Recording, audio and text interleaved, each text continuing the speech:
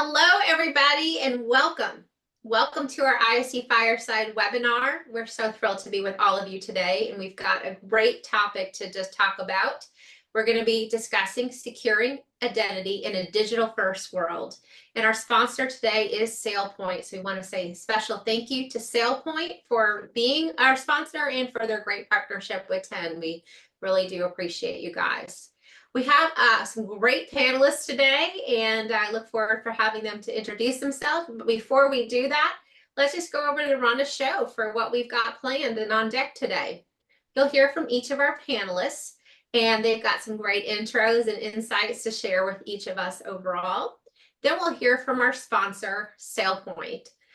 From there, we'll jump into our panel discussions, and I promise you it's going to be a really, really good topic today. We also will jump into our Q&A discussion around 2:40. And we want to encourage all of you, as you're thinking about these questions in our conversations, to ask those questions in the Q&A chat window, and we'll answer them during the Q&A session. Additionally, we'll wrap things up around 2:50, but we want to make a reminder. I know a lot of you are in need of CPE credits, and you'll be able to earn one. So let us know by filling out the survey that you are in need of a CPE credit, and we'll send you that letter verification via email by tomorrow, indicating that you have joined us for this session. So it is important that we're continuing our education, especially in this rapidly evolving cybersecurity field. All right, well, let's just take it away with our panelist introductions. We've got, like I said, a great crew of folks here today. And I'm going to start with James Binford from Humana. Hey, everyone, I'm James Binford. In the house. Thanks for that awesome LinkedIn post earlier today. Appreciate that. Of course, very excited to be here. Thanks, everyone, for joining. I'm James, responsible for OffSec at Humana. And I've been deeply involved in cloud-focused, especially digital transformations, both from the CSP side during my time at Google and Amazon, and also from the customer side now, US Bank and here at Humana. I am very excited to be here representing the voice of the attacker as we talk about identity. Well, thank you so much. And I'm really impressed with all the great work that you are doing out there. So you have one of the very few that have this kind of title out there. So you're going to have to kind of lend us some insights of how you garnered this pretty clever and awesome title overall. Absolutely. All right, well, let's hear from Nigel. Nigel, thanks for joining us today. We're excited to have you with us.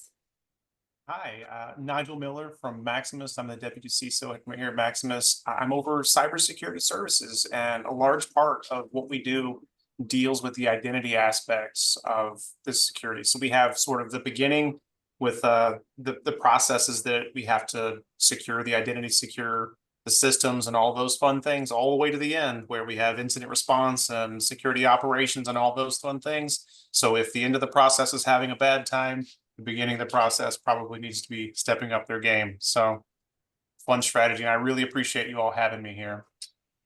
Well, we're excited to have you with us. And Nate Jackson, thanks for joining us. Tell us a little bit about yourself.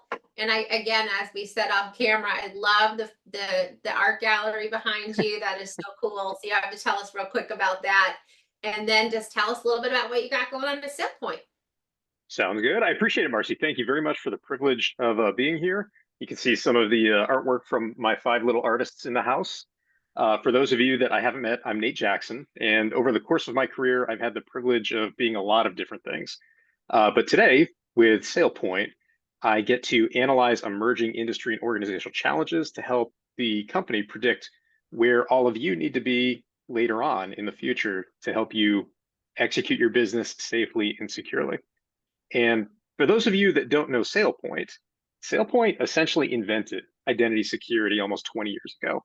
And they continue to innovate that space to help equip modern enterprises to seamlessly manage and secure their digital estates, all through the lens of identity and at the speed of business.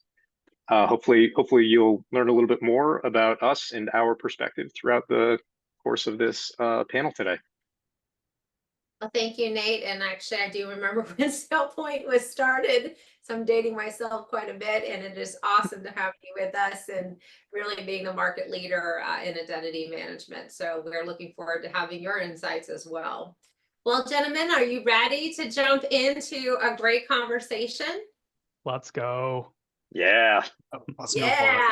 all right, rock on. All right, well, our first topic is really going to be talking about the importance of identity security in our digital transformations. And you guys know from the heart and soul of what you all do every single day that so many of our organizations are being reshaped on the digital journey. It is a deal breaker and maker for so many of our companies and enterprises across the board.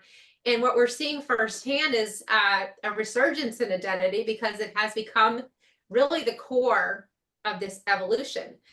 So having secure access and protecting our user identities are essential, beyond essential for fostering the innovation and having that trust that we absolutely need in the digital first world that we're all striving to be in.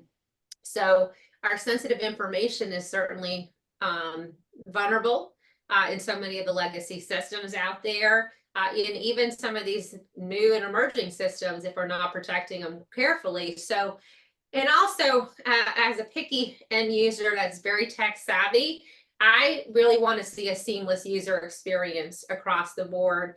I hate friction when I'm signing into different things, and it's frustrating. It actually is a deterrent, overall.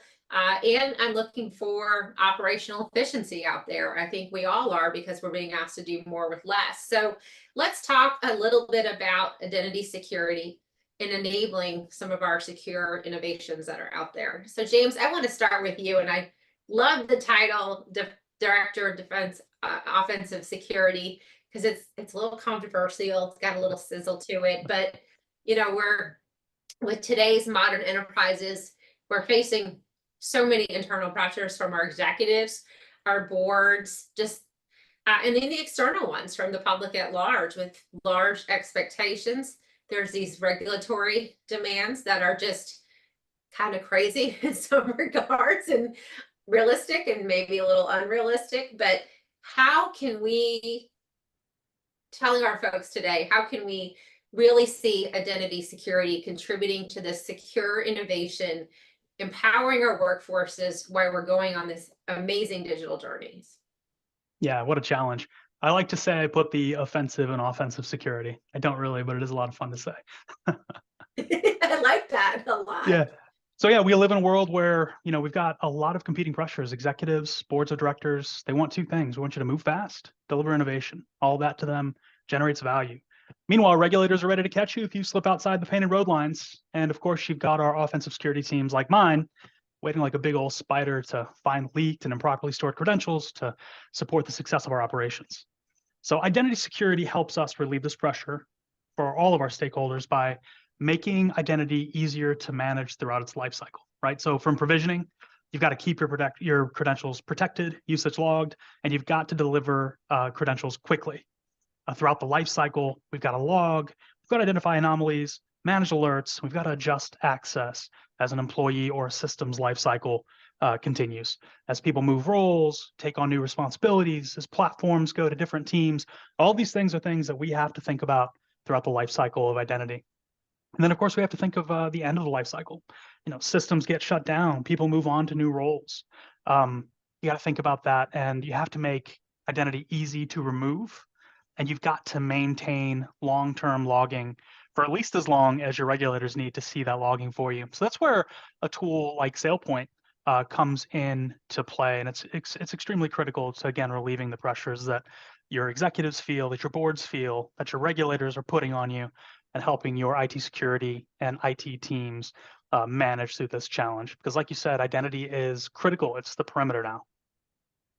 It really is. And I want to kind of jump to Nate a little bit, because I'm also seeing across the board that some of our security teams, our identity security teams, some of those larger enterprises, they're struggling to keep up with the access control and the governance because there's still a lot of manual procedures and tasks behind all this. Can you elaborate a little bit how identity governance can create a strong foundation in these digital transformations, kind of complementing and bridging a little bit on what James said? Yeah, good question. And calling back a little bit to what you talked about around end user experience and what James was talking about, as far as identity being the new perimeter. I look back at when I started my career 25 years ago, right? And things were a lot less complicated. Then transformation specifically became a dirty word in most organizations, and digital transformation more specifically. And our digital estates just exploded. And businesses got out of the business of IT and focused more on the business of their mission, right? Their charter.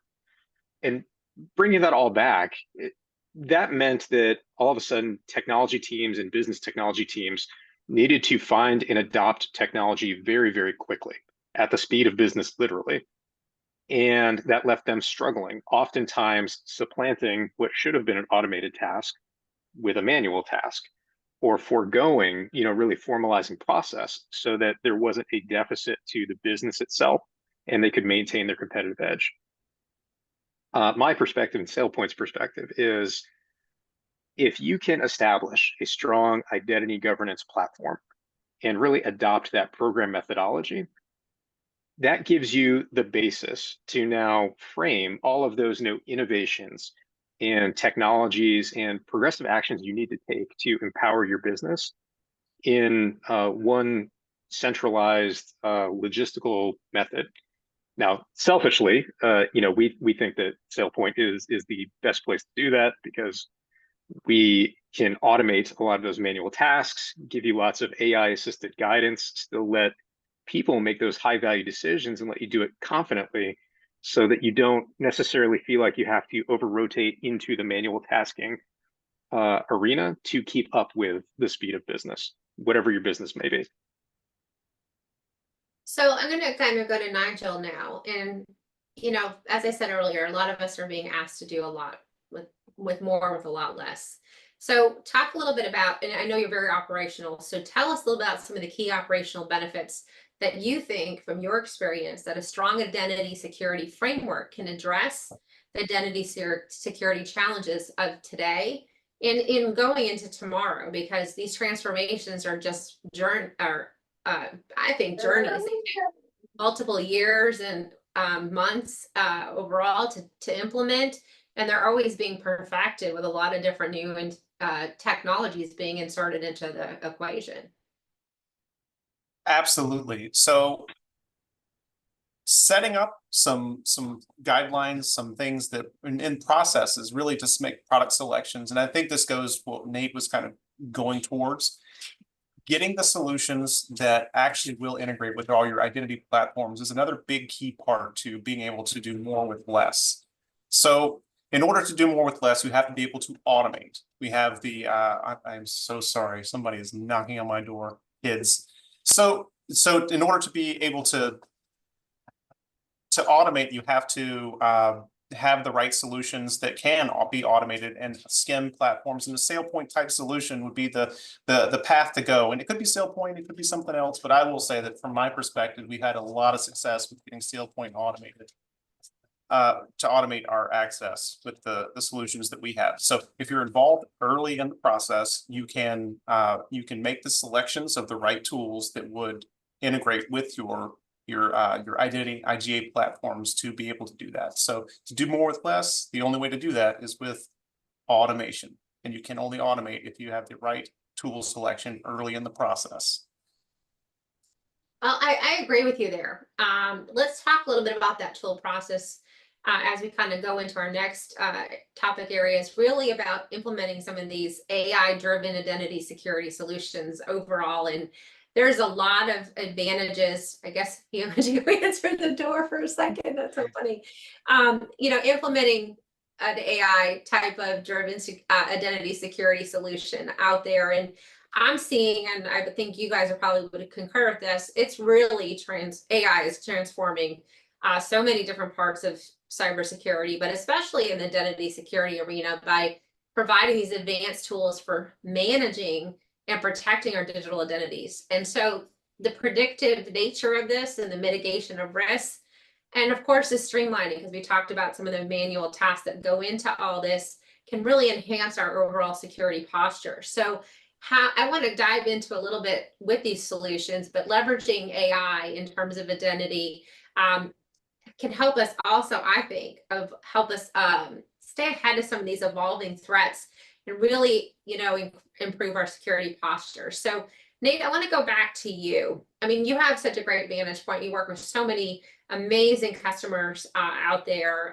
overall, and I've had the chance to work with them as well. And many of them attend our ISE programs. Just recently at ISE East, when we were all together, several of your customers were showcasing. So we know, again, that we're here to prevent incidents. Okay, we don't have the crystal ball, but we can do a lot to detect and respond to these failures when they do inevitably occur. So tell us a little bit from your perspective how you're seeing AI enhance the capability and functionality of this unmatched intelligence and bringing forth my pet peeve, friction in across the board in a user experience, but to make it feel like a unified experience and solution. Another great question. And I mean, that question's kind of like an onion, right? There's a lot of layers to it, but there is a lot of layers. You're right. For the interest of time in this specific audience, I look at the primary hurdle in adopting an effective identity security program historically has been getting like your non-identity centric folks to do things like attestations or to review access in a risk-friendly way. Years and years ago, I was a customer in the health insurance space, and I was not in the identity security space. I was a business stakeholder, and I would get quarterly attestations to sign off on, but that information had no context to me. So I would spend weeks or even sometimes months talking to peers, talking to application owners, talking to my security team to try and figure out what it was. It was a lot of what I'll call like administrative tasking just to get myself to a point where I could make a high value decision. And even then, I wasn't always confident enough to make the right decision. I was more likely to say yes than I was no, because the fear of disrupting the business was too high.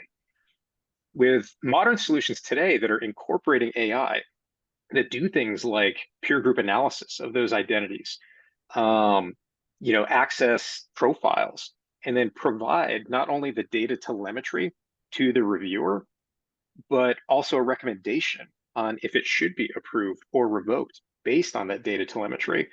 That's one way that the integration of AI into something like a data governance solution helps accelerate our trajectory, better the end user experience, and get us to a point where we're more likely to say no because we've had the time, we have the information, and the confidence as reviewers to say no, leaving us at that point where we can make that high value decision. Well, you're so right. I mean, what we're seeing out there as well is this AI data-driven intelligence is automating some of the discovery and management control of the user access. So James, I want to kind of go over to you to sort of dive into that a little bit more. So how do you think our identity security teams, or just our security teams, depending on who has that functionality, can be more accurate and be better focused on making faster decisions and respond to potential threats? Because I think the response time right now is, I mean, we thought it was bad before, but you have so much being thrown at you right now. The threat landscape is completely on fire out there, from just the political aspects. Then there's a cyber, attack or an incident overall. And if you look at most recently, the CrowdStrike outage, the number of threats that have, or ransomware attacks or types of attacks, social engineering, phishing, have gone through the roof just in a matter of weeks, because they're taking advantage of these types of incidents to prey upon people. So how can we get better with that crystal ball and be more accurate and better decision makers? And this is a game of offense, so this is a great question for you. Yeah, hey, I'm here to talk about the attacker's lens, right? To back up your point a little bit, it's interesting how attackers have adapted to all the ways that you mentioned, right? But in particular, a few years ago, dwell time, the amount of time an attacker could be in your environment undetected, was nearly a year. And as we have driven that dwell time down to something like 44 days, it's changed the way attackers operate, because now they have to move faster. So 5 years ago, an attacker would sit in your environment for months and wait for just the right time to do something. Now, as our technology gets better and we catch these attackers more quickly, they're forced to act more quickly. That means that AI-driven intelligence is going to be even more critical to your successful security operations, right? So I figure from the attacker's lens, let's look at this from the perspective of a very simple kill chain. And then for each step in the kill chain, let's talk about how AI-driven intelligence can stop a team like mine. So first off, attackers are looking for working credentials. We may go through GitHub repositories. We may find unsecured credentials and files. We might steal them through good, successful phishing operations. When we get those credentials, we are going to try them out to see if they work. AI-driven intelligence is critical because that can spot us when we use them, whether we're using them from a weird device footprint, a weird IP space, whatever the case, you need AI-driven intelligence to help you identify when these credentials are being used by someone who shouldn't be using them. And at the scale that we operate at today, unless you have AI-driven intelligence in your tooling like SailPoint, you're going to really struggle to find that. And our red team has proved that many, many times over the years. If you haven't stopped us yet after we get the credentials, then we're going to try to escalate privileges next. So we're going to take advantage of misconfigured permissions. If we're really lucky and get human user level permissions, we might just jump on Teams or Slack and ask one of your admins to give us temporary privileged access. AI-driven intelligence is important because it can help us predict this bad behavior and stop it in flight. It can be really tough to stop an administrator from accepting a Teams message, but also having good tooling in place and throughout the process of approving credentials is critical as well. So you don't necessarily need AI-driven intelligence for that. Good process is important there. But finally, if we've gotten this far, the next step is for us to find sensitive data and exfiltrate it. This is really where you lean on AI-driven data intelligence because this is the end game for us. And your protections at this point have got milliseconds to decide if this user on this device from this IP address and device fingerprint should have access to the sensitive data in the first place and should be allowed to move it around. If your IAM solution gets it right, it saved the day. Otherwise, it's game over. Hopefully, you get to try again. So those are just some examples using a really simplified kill chain of how AI-driven identity solutions can save you throughout each step of the process. So what you're saying, it can be a real house of cards if they're successful. And then the moment of opportunity could come at a very well an instant when you're in a technical outage or under another type of cyber attack, because they used to be very patient, as we could say, stealthy, and Right. and I think those advanced persistent threats do exist still in present day, and they're a lot of probably still embedded in a lot lot infrastructure or our no doubt. But they're just you think of they're just ransomware. waiting. They're just waiting to be, they're like kind of sleeping cells. Yep. And they've only got to get it right one time, right? I mean, I know it's a beat up old adage, but it's true. My team's only got to get it right one time. Defenders have to get it right every time. And AI-driven intelligence in your IAM solution is going to help with that a lot. Well, you're so right. So Nigel, I want to get your perspective here because we've also been empowering our employees. Okay, we're telling them they can work remotely. There's a lot more trust involved with the whole. Some of it was forced during the pandemic very rapidly with not a lot of planning associated with it, but we have had time now to kind of deal with that. And then the expectation of that hybrid workforce is there because some people do want to come to the office for a few days a week, but they still want these bookends at the end of the beginning and end of the week to work from remotely, or we're back traveling for many of us out there. So the timely access, the correct access, we're jumping on different networks to get there to our own secure networks.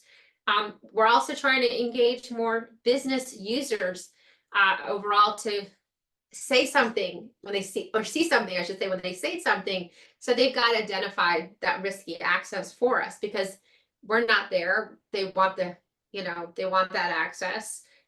So they've got to be educated. So tell me a little bit about how we can do better with our business users to identify these types of risky access and use that to our advantage with the AI tools that are out there.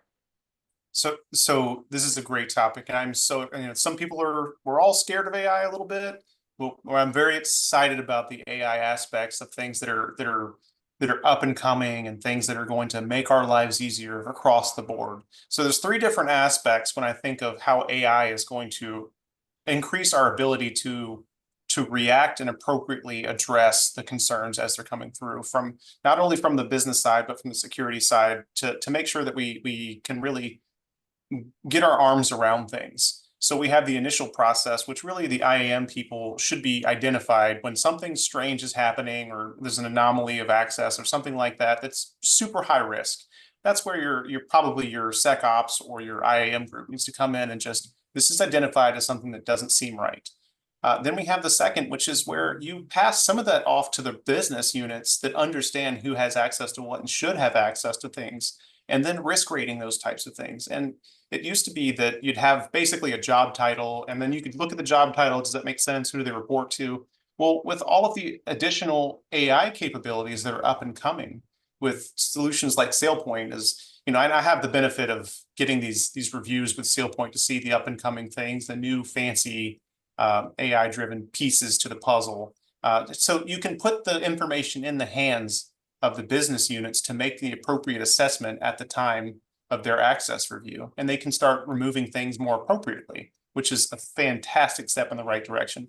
And then there's the third aspect of it, which is more on the incident response, on the security operations aspect. You see something strange and anomalous, you can start taking action on those things. You can use a SailPoint type solution, or you can use a SOAR type solution to start removing access for those really sketchy things. And as we start moving in the direction of, I'm going to use the buzzword here, and apologies, it's the zero trust method, where you're starting to remove access for people who are doing something that may not necessarily fit in line with what they should be doing. And with your identity being the perimeter piece, in which was mentioned earlier, and I use that word, that term quite a bit too. You can start removing their ability to access different things and start taking their risk level down just by changing groups or changing the access that they have, which restricts network access. And then you have time to appropriately respond to those types of threats. So I'm seeing a bright new future as AI really starts to take hold and starts to assist all of our engineers and our security operations analysts, our SOC analysts, in those tasks of what those next steps be for high-risk users, identifying and taking steps in the right direction to mitigate the risk. I want to go back to your point number 2, because I think there's a best practice in there. So, you know, I think what you're trying to say, or maybe I want to just kind of dive into that. What you're talking about there is that you can tailor or train or program your AI to be it to what you want it to be. So maybe taking some of the bias out, driving it in a direction that's adaptable to your environment or some of the conditions of your environment, or inserting some of the threat feeds, perhaps. Is that what you're kind of talking about in that realm? It is. So if we had enough people to put eyes on every single access level every single time it came up, then I think we could make better decisions about that particular access level that the person has. And AI is that step that it gives that a trained perspective of what looks anomalous, what doesn't make sense, and what might need more research. Almost like having somebody looking at the access. And yes, you can train it. The good thing about the SailPoint aspect is it's sort of already done for you, so you can just utilize what they already have.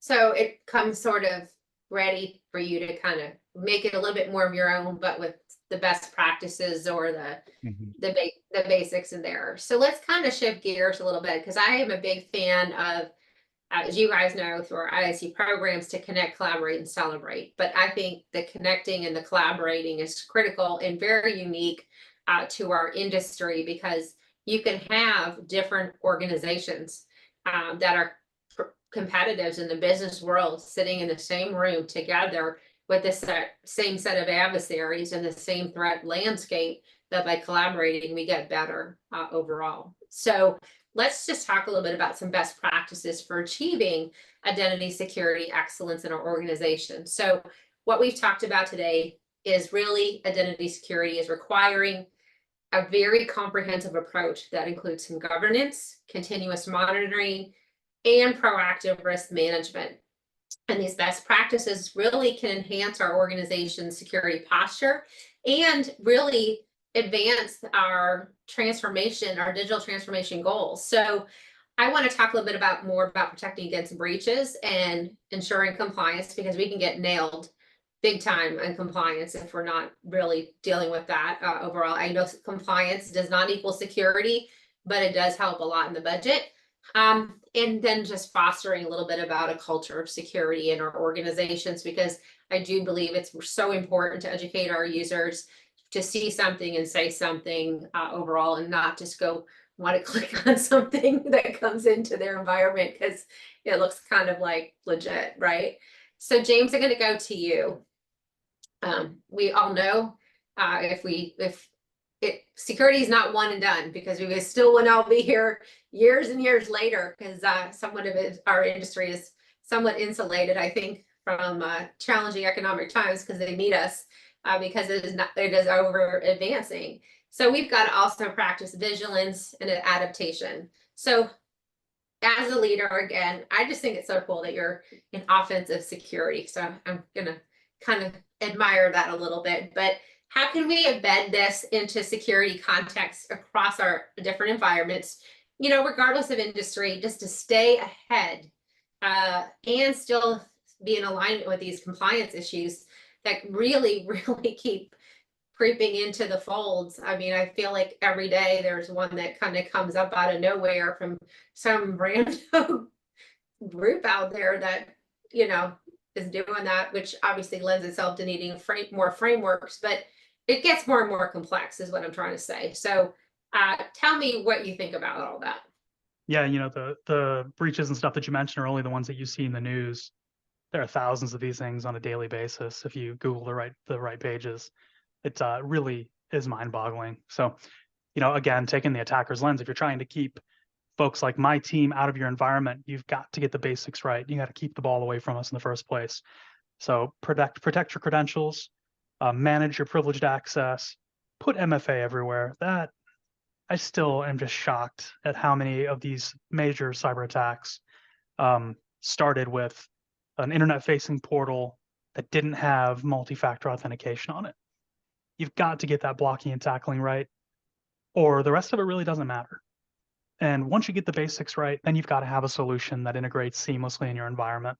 You've got to have a tool or a platform that helps you understand the context of your environment, that understands what a good baseline of activity looks like, so that it can identify anytime something happens that's anomalous. That means the platform's got to do a good job of logging, monitoring, alerting, user behavior analytics, and IAM lifecycle management.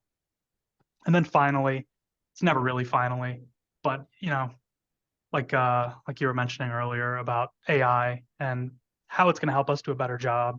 You've got to maintain well-trained talent who can spot the difference between anomalies that matter, like my team moving across the environment, and standard BAU activities. And as powerful as AI is becoming, you just cannot underestimate the value of human creativity. As clever as my OffSec team is, and as sexy as it is to talk about the latest attack vectors and how red teams are just tearing up security organizations, I have seen more clever defenders in this role find absolutely clever, shocking ways to correlate a random alert that came from some of my red team's activity that we were sure wasn't going to get us caught with IP addresses in our infrastructure that we didn't know they knew about, and taking it all the way back to shutting us down in the middle of an operation. So maintaining that human in the loop, that talented human in the loop, and cybersecurity awareness is absolutely critical to this stack. I think if you get those three things right, you're going to put yourself in pretty good stead when it comes to defending your identity perimeter.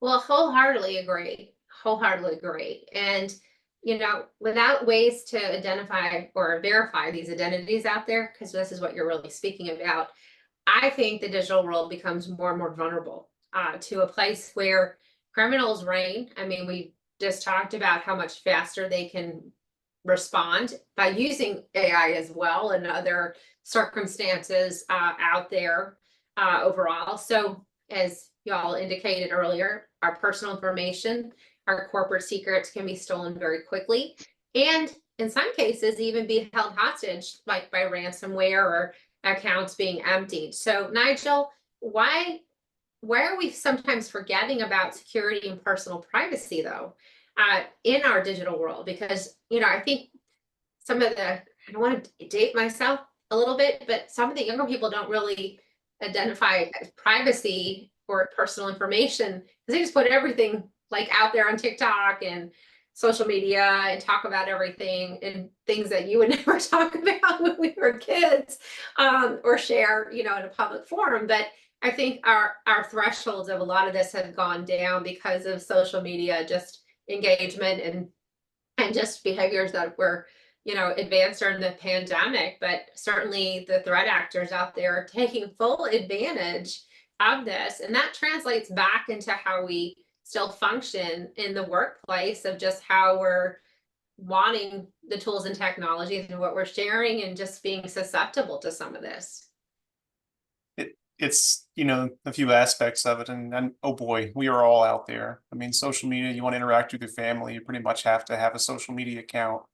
You want to discuss things, or you want to be included in work things. A lot of times you have to be in LinkedIn. So we're just out there, unfortunately. So I think that has raised our, tolerance of our data being out there with social media and all of that. And breaches are more and more common. James mentioned it. We're trying to keep James out of our environment, and they're becoming more and more common. And the more common they become, the more like it's just that's yesterday's news. It doesn't stay in the news as long as it used to. And with the users, it's the same message told over and over again. I mean, obviously MFA, that's keeping James out. You need MFA. And that's just kind of a no-brainer situation. You need to have MFA across everything. But, the users are told these things over and over and over and over again. And I think it's just kind of just becomes stale, if that makes sense. So it feels hopeless in many ways for the users when they're coming out and they're seeing AI. I mean, you can take a video of somebody and you can fake their voice and you can do all these things. So all of that is starting to become more and more mainstream, and it's just a scary environment. But I do see there being hope in all of this. And I do see us heading in the direction of hope with being able to detect AI going forward. We see us using more AI tools in the future to determine when something is sketchy or a bot on our technology solutions and the back ends of our systems to be able to detect something that is AI. I mean, the human aspect of it is always going to be a challenge, but I do see that we're starting to head in the direction of identity proofing that is more effective in what we're trying to accomplish. So my hope is that we will continue to progress to make sure we can confirm identities and detect the AI pieces to it. And in this world of all of the scary things that we have going on right now. You're so right, overall. So Nate, I want to kind of shift to you a little bit.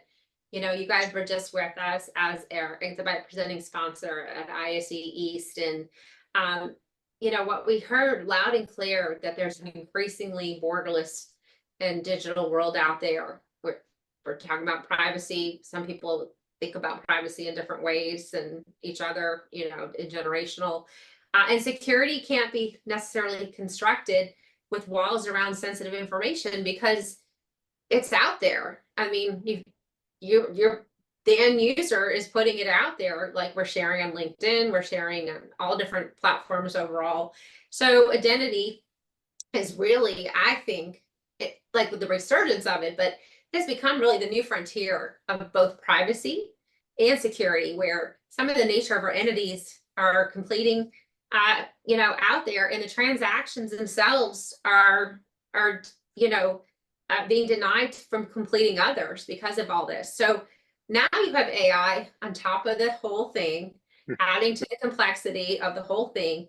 So, I know you've been on many different sides of the coin, from being outside and inside of, identity management organizations. So what kind of practical guidance can you just give us that we can consider when we're kind of going on this journey? Because I think for some it's a necessity, but I really think it's very daunting when you really think about the infrastructure and the complexity of our infrastructures and then where we want to go. We kind of talked about that at the beginning. It's so more complex today than it was 10 years ago or 20 years ago.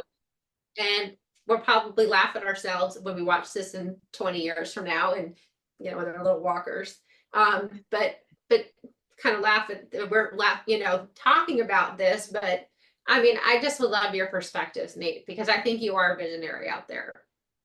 I appreciate that. It's so you and Nigel really kind of hit the nail on the head earlier. A lot of this is compounded because of social and cultural aspects too, right? We've got more generations of workers in the workforce today than ever before, which means different levels of comfort, affluence, and understanding with these technologies and digital estates. My step one for anybody that is looking to implement a program or begin addressing this is to talk, have a conversation internally. Every organization has been breached. I don't care what the numbers say. I've been on every side of the coin. You've been breached. The question is, do you know what happened? Did you have to disclose it? But it's happened. So have these conversations with your non-IT business leaders. Everybody in technology understands it. The business-focused folks, maybe not so much, right? They need to understand their part. They need to become advocates. They need you to be that thought leader. Like James said earlier, attackers are moving faster and faster and faster, and they are AI enabled. The speed at which a disenfranchised teenager can go from bad day to malicious payload implemented is the speed of thought. Whereas years ago, it was the speed of, finding the right resources, reevaluating your decisions, learning a skill set and doing something. Step two, really goes to what Nigel was talking about earlier with application onboarding. To protect, we need to understand. So the faster that we can get your digital estates onboarded into some kind of governance platform, and what better application of AI than to help you discover and onboard those applications, the faster we can implement things like proactive automation, reactive automation, human-assisted data insights. And then step three is to let AI do what it does best. Take a look at all that data, help you understand your identity and access estates, and let your people make good decisions with that information instead of having them spend their time combing through the data just to make a subjective decision at the end of the day. Those would be my three key foundational items. Obviously, every organization is a little bit different, but that's where I would recommend you all start. Well, I want to kind of go into there a little bit because entitlements, we haven't really talked about entitlements because that has been a legacy issue around identity and access governance from the beginning of time of this whole thing. Does this kind of address some of those entitlement issues where, like, it's a badge of honor to have access to every system that your company ever had because you've been there for 40 years, right? Because there's still vulnerabilities in some of these systems. They're not even being used, but people forget around that they're there. I mean, and hackers, threat actors have mapped out your network, guaranteed, overall. So let's talk a little bit about AI as it relates to the entitlements, because I think we've forgotten about that. And then for a follow-up webinar, I'd love to talk to you about generational workforce, because identities in that whole realm, I think we have a whole nother conversation for another time, but I want to talk about entitlements. We could easily spend a half an hour or an hour on that, but the entitlement issue is an interesting one. Again, 25 years ago, you're right. It was a badge of honor, right? Like, hey, I managed to convince somebody to give me domain admin rights, and they haven't taken it away. Now I can log in and get something done when I need to get it done. How cool am I? Ask for approval for it, right? Yeah. Yeah. And today, again, because of the speed at which our digital estates have just exploded, we have so many different identities with pieces of entitlement and accounts and access across systems that are in various lifecycle states, some of them decommissioned or decommissioned, right? We don't see them as still operational, but they're still online because we can't take them offline. And it's an unknowable rat's nest of access. Hands down, in my career, the most impactful thing I have seen is using a tool like this to, again, analyze what that rat's nest looks like and start giving you focus areas of what looks right, what things look the same, what things don't, and just how differently those are. Because Nate Jackson's opinion, human beings have a hard time comprehending large things, right? We get overwhelmed really easily. We need to find a place to start. AI doesn't do great with small things. AI does really, really great with really big things. So we give it that clustered mess and we ask it to give us hotspots. And it will do that 24/7 effortlessly, and it will love it. But that gives us those hotspots to start picking at as humans. It gives us a place to start instead of kind of being blissfully ignorant to the mess that is back there. We can start removing access, understanding that we've got maybe even whole digital systems that are still online that don't need to be online. And, you know, like James said earlier, step one is look for an account that's open, try credentials, find something. I mean, you look at every digital event in the last 15 years, it all started there. Sony, I think, is our 9/11 in technology, right? That's when visibility shot up and everybody went, oh no, right? This is real. And then we had hospital systems and local governments, all go the same route. None of that's changed. Like James said, again, you go to Google, do the searches. It happens hundreds, thousands of times a day. But we need to untangle that rat nest that you were talking about, Marci. In my opinion, the only way to do it is with machine assistance. It is so vast that it's unknowable to the human mind, and we need help. We need augmentation. We need a starting point. Well, gentlemen, what a great conversation. Oh my God, this was awesome. I bet we could go on for longer, but I know everyone has time constraints and I want to be certainly very respectful of that. So appreciate each and every one of you for offering your insights. And I want to say thank you to SailPoint for being our sponsor. I do want to remind everybody that's viewing us today, watching us today, to fill out the survey. And let us know if you give us your feedback. We love your feedback. It actually gives us ideas for other programs. And then do let us know if you need your CPE credits, because it is so important that we're making sure that you are getting credit for the time that you've spent with us in your continuing education. With that said, if you're going to be out at Black Hat, who's going to be out at Black Hat next week? We're going to be there with SailPoint. We're so excited. We have an ISE VIP reception on Tuesday, August 6th from 6 to 9 p.m. We will be right in the Four Seasons in the Palm Room, so right in the Mandalay complex. We have a great program planned. A dinner buffet that's going to be amazing. I'm already making me hungry, and a top shelf bar, and just an incredible opportunity to connect, collaborate, and celebrate. So come on out and say hello. You can just use that QR code to register. But we'd love to see you. You're going to be out in Vegas with us next week. We also have a couple other ISE VIP programs happening next week. We'll have an ISE VIP private dinner on Monday night. Of course, our reception with SailPoint on Tuesday, and another ISE VIP reception on Wednesday evening. We're going to be in the Mandalay complex in Four Seasons. So come out and say hello. We'd love to spend some time with you. Come to come to all of our events, bring a colleague, bring a friend. We'd love to get to see you. It's not always the chance we get to see each other in person. So definitely want to make mention of that. And then mark your calendars. We've got ISE Central West happening on October 16th in Dallas, Texas at the W Dallas Victory. And we're excited about that. Nominations are going to be open. I know James is going to be there. I will be there. James is going to be there. Maybe you'll submit one of your awesome projects.